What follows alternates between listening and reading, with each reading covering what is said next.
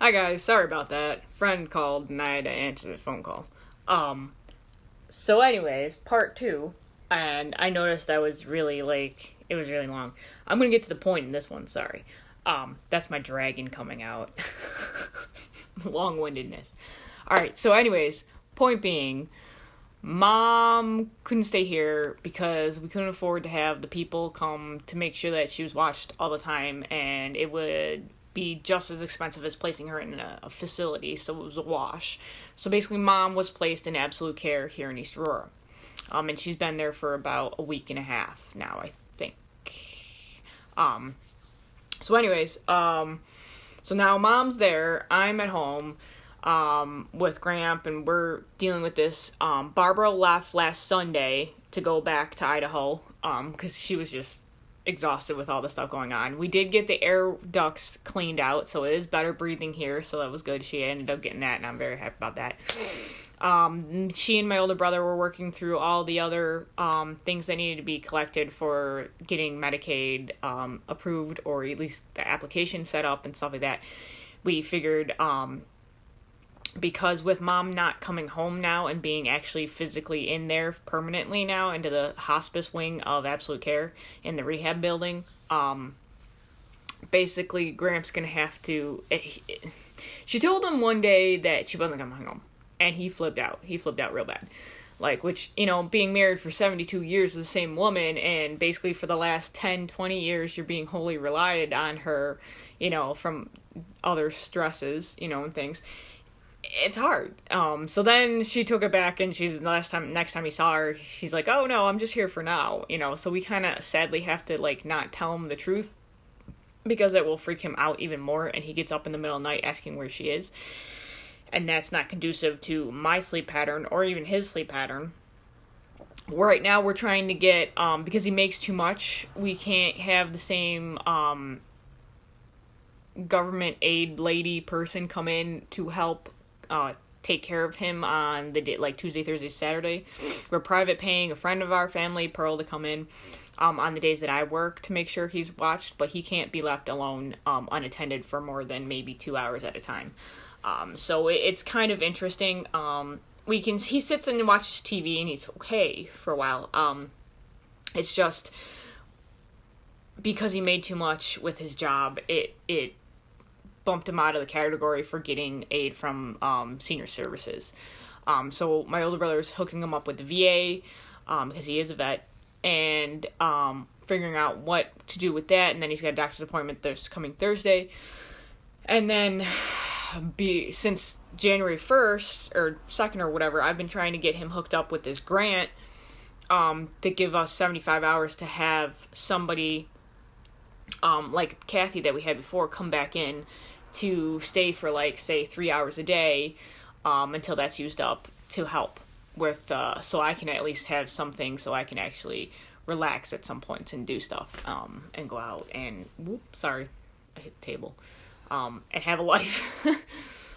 So anyway, so Gramps here, he's okay, he's kind of depressed, which, whatever, but we've got this routine going, and, he's doing pretty good with it. The only thing that was kind of concerning was Thursday I had Kathy take him to go see Mom, and he's been going with my aunt regularly, pretty much, to go see Mom, and he remembered that, kind of.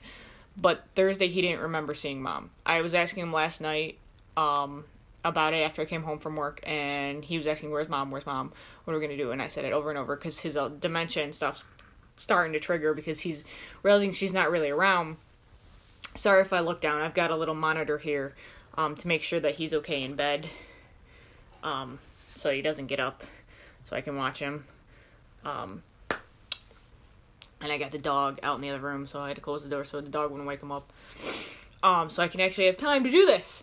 So, yeah, he's having kind of a hard time, but we're going to try to go over there today, and see Mom. The person I called was a friend of the family, was my, late uncle's ex-wife, or wife, but now he's deceased, so however that goes. But she's remarried. And she was asking where Mom was and stuff to go and see, Mom and things. So, there's just, like I said, there's just a lot of stuff going on. He's here we're having to readjust to the fact that it's just him and me in the house now, pretty much. And he's trying to relearn how to live without mom being here, even though, like, if I told him that, once mom passes, that's going to be interesting. So we got to figure out what to do that. But mom right now, she seems fine. She's just, she's weak. She's extremely weak. They have her going assist with one person assisting her to the bathroom. So she's a lot better than she was. At one point, we thought she wasn't even going to be here right now. But they give her less than 6 months to live. So it's interesting. We'll see. But then again, we thought she was going to pass during Christmas. So, I mean, she's a trooper, so. But this is where it is right now. I still go to work, and sorry about all the ums. I've got so much stuff on my mind right now. I've got other things that I'm dealing with personally, with finances, that I screwed up when I was little. Well, not little, when I was high school. No, not high school. I don't know. A couple years back, and now it's haunting me, and I'm now having to take action to deal with that. I did a post about it the other day. But, so that I have to pay back my credit card, because, yeah, that needs to be done. So, finances are kind of tight right now with me, but I'm making it work. I'm penny pinching. I'm rolling coins, doing whatever I need to do to pay this back, because I'd rather have that off of my thing and have my credit score back up. So that's good. And it's just very interesting, because you never you go through life and you're like, okay, I got this degree in college. I'm gonna get out of college. I'm gonna have a great job. That never comes, and you're like, okay, this is weird. And you keep holding on to that, and then you're like, oh no, and then I was like trying to make my Young Living business go, and then just I wasn't putting enough time in it, and I was just dealing with everything else, and so it's just kind of it was good for a while, and then it kind of slid down because I had to take my time off of that and put it somewhere else, and then of course when your time's not in your job or something, then it's gonna not become fruitful. I'm gonna have to go and get Grandpa because he's up. But anyway, so like I'm dealing with all that now and paying back all my credit cards and doing all that stuff and making sure, everything, all my bills are paid and things like that, all the grown-up stuff that I was not wanting to do 10 years ago, because I thought, life was gonna be awesome and stuff, and I was still in that, I agree, I was in that kid mind frame of stuff, but with all this stuff that happened, especially with the whole thing between my aunt and my grandmother and that whole thing, it definitely woke me up, for sure. So I had to change my actions. I had to be aware of what I was doing. And I didn't even really know my grandma and I were manipulating each other at one point when I was still here, only because I should have been more aware of it. And I should have been like, no, you know what? I had this little kid view that, everything's gonna be awesome. You don't really have to work for anything. I was actually kind of spoiled there for a while.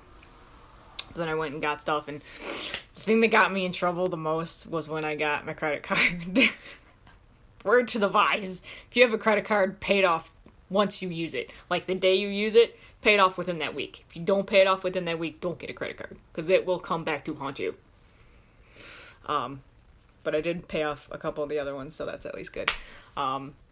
And now my student loans are coming, so everything's just kind of like, so I'm like, okay, I have to do this, and I have to do this, and by working at Sherwin-Williams, actually, I've learned a lot, by, budgeting and things, and understanding where your most important thing is, and that, what can I eat, what do I not have to do, what things am I paying for now that I don't essentially have to have, that are just nice things, that I can eventually have later. So I downgraded a bunch of crap that I was paying for that I can't do anymore, sadly. But eventually I'll get it back, until all this is done. So, it is what it is. It's called life. You adjust, you rearrange, things happen. Ball's back in my court, I'm throwing it back, so it's all good. But, I gotta get Grandpa up, cause it's now 11:47. and I am hungry, and he's probably getting hungry, and I gotta go give him his pills, make him a TV dinner, and all sorts of other stuff. So his health is pretty good. He still got the catheter line, so we do that every day. Been doing it every day since he got it in. So it's basically been like, September was when he got it in. So since September, every single day now. So yeah, it's different. But you get used to it. And we got an aide coming in to help him bathe himself once a week. And then hopefully as we go, things will happen. All right, I gotta go because he's really fussing. So, all right, I will see you guys later. I will keep you guys updated with what's going on.